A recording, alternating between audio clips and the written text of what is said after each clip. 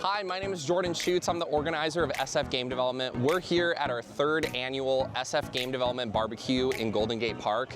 It's super fun having all the developers come out from the community to come barbecue, share some drinks and food, and network about all things game development. Yeah, hello. My name is Matt. I came out to the game dev community meetup barbecue because I wanted to meet some people and learn what some of the smartest people in the world are doing in the world of games and enjoy a nice afternoon on a Sunday.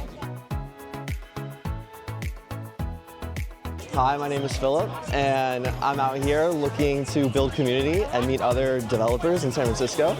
I just released my alpha of my game Outgrow, and I'm really excited to see what other people have been working on.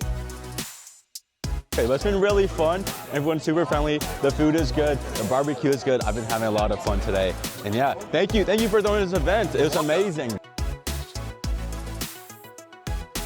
Hi, my name is Michael Moore. I'm with Food Crimes Games. It's a company I started and had an idea for a card game, and I decided to create a tabletop version first.